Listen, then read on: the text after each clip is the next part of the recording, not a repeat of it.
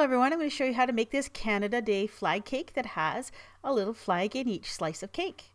To make this you'll need a white cake mix, but instead of following package directions you're going to add the following things. 1 package of vanilla pudding mix, 1 cup of sour cream,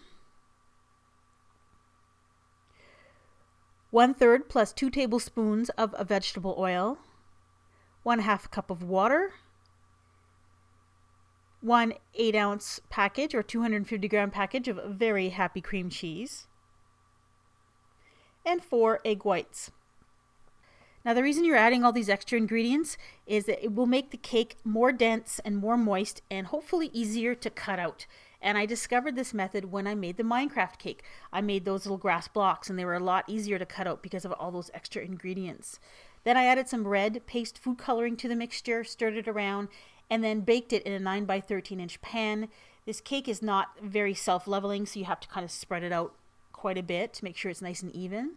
Then I printed out a Canada flag, and then I cut out the little maple leaf shape, and I just put it right on top of the cake and cut it out with a sharp knife.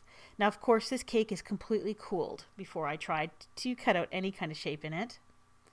If you have a maple leaf shaped cookie cutter, that would probably be a lot better than trying to cut it out with a knife.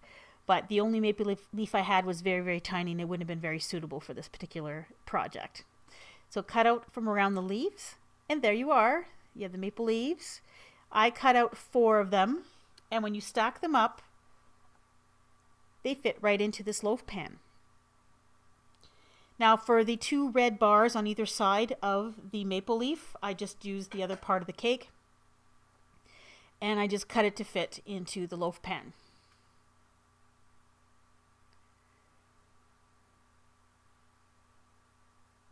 Now because this cake is so dense, it's also a lot easier to work with.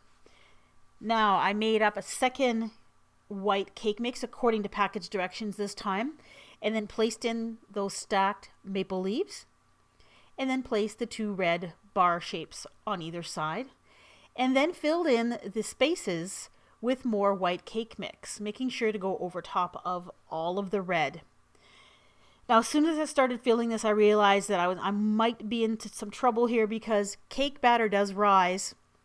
And I had to, in order to cover all the red, I had to go right up to the top of the pan. So I was afraid it was going to go over top of the pan into the bottom of the oven when it baked.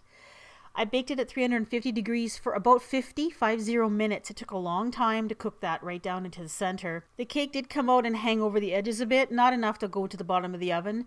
But wherever it did hang over, the cake got very dark, of course, because it was baked for so long. But when I did cut into this cake, you did very clearly see a Canadian flag emerge.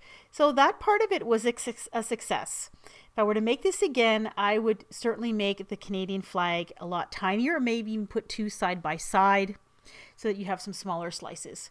I decorated it with some whipped cream, some red sprinkles, and some Canadian flag picks.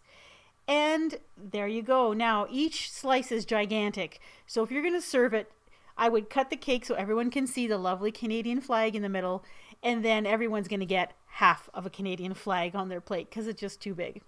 So this is a kind of a fun technique. I'm going to try again. This one was a bit of an experiment, so I'm not going to call it a fail. It certainly was very interesting to see that I could do this, and we're going to try again with some other projects at a later time. Thanks for watching.